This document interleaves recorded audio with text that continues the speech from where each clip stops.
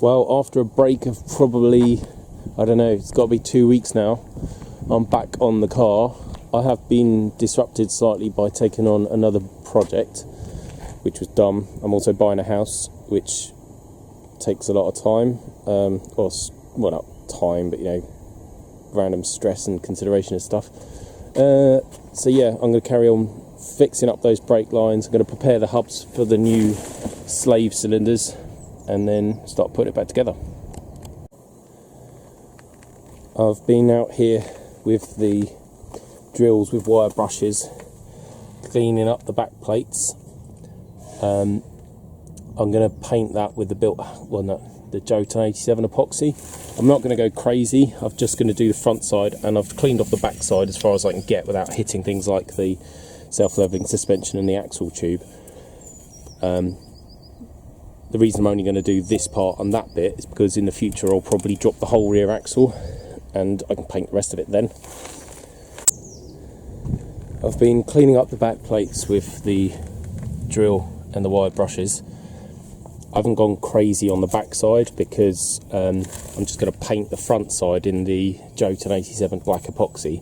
The back side I'll do a bit on, but just the back plate.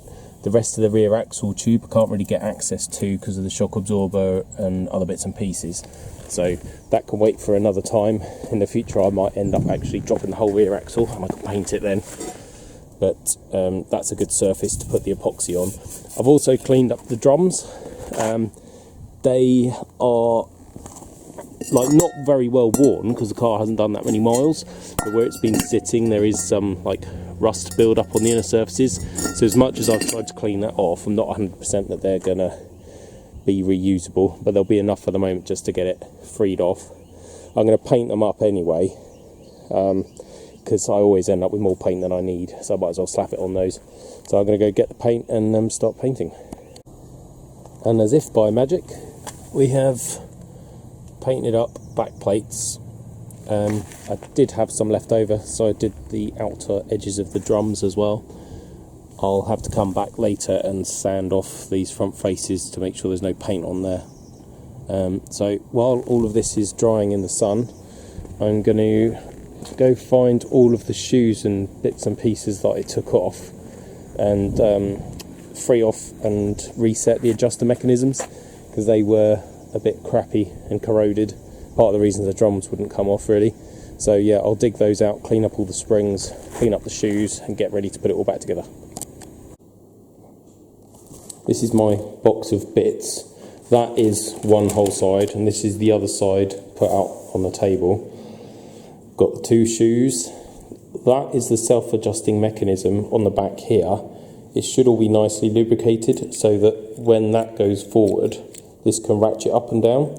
The idea being you press the brakes, the cylinder expands and the shoes move apart from each other, and as they do that it ratchets up so they'll move back a fraction, but then the next time you press the pedal they'll be ready to bind up against the inside of the drum and slow you down.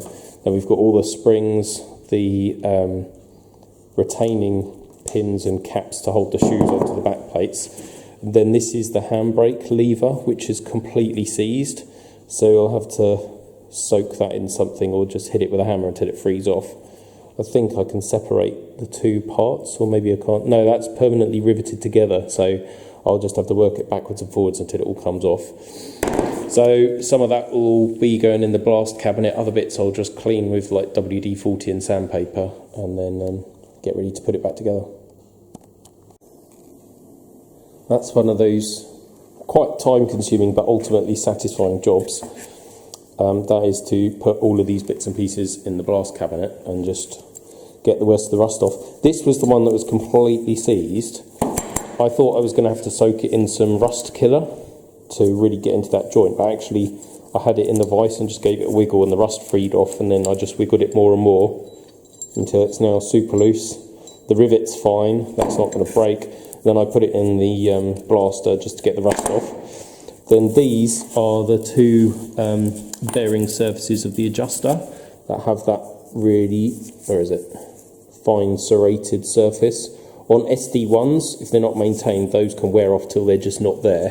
Whereas because this is quite a low mileage car, they're meshing really nicely, so there's lots of life left in those. So I've just blasted them off so that they will rub smoothly on the shoe. And then these, a lot of people forget to put these back in, it seems. They're a tiny little spring washer that goes between each of the pivot points of those two on the adjuster, and allows them a little bit of clearance between the backside and the shoe to reduce friction, I think. But quite often you see those missing, and you either end up with a sloppy joint or this rusting to there, and they don't work properly. So now that's cleaned up, I'm going to loosely reassemble this side, and then I'll clean up the other one afterwards to match. I'm also going to give these a quick blast of black enamel, because these originally would have been zinc passivated. I've now removed that along with the rust with the blaster, but I don't want them to just flash rust up and seize on again, so a quick thin coat of enamel should see those good. You know, I was just talking about these spring washers, or whatever they are, sometimes missing. Guess what was missing from that one? So, no washer. I'll have to go digging through my box and see if I can find something suitable. These are my, like, hanging podiums.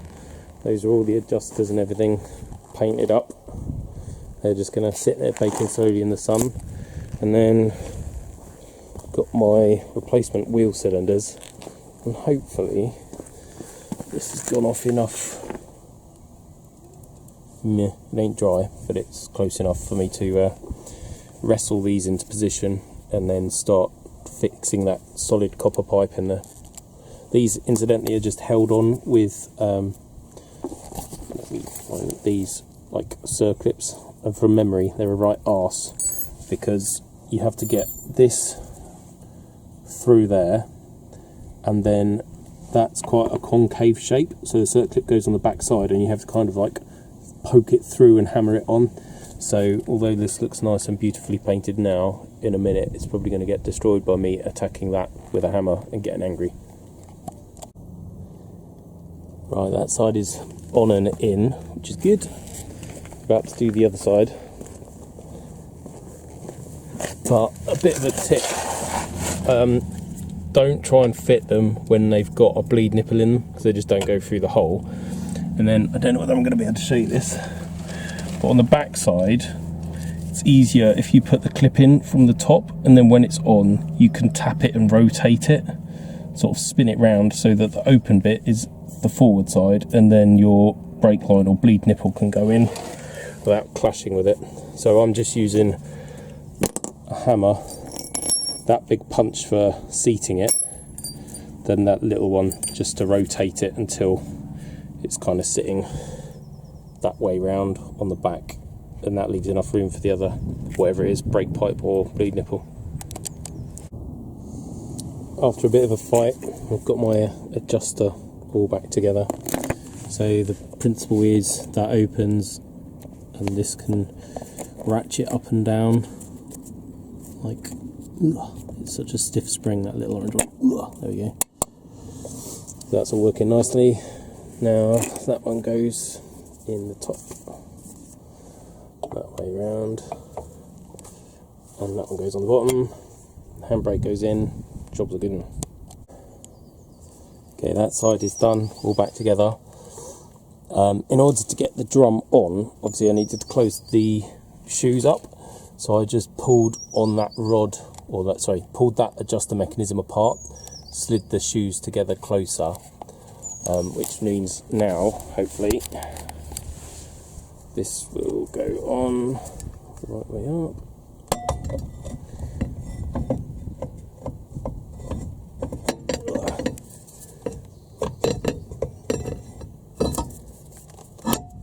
Ta-da! So that's one side done. Need to do the other side, fit the copper lines, bleed it up. Annoyingly, I don't have anyone to help me bleed it up, so that might be about as far as I get today.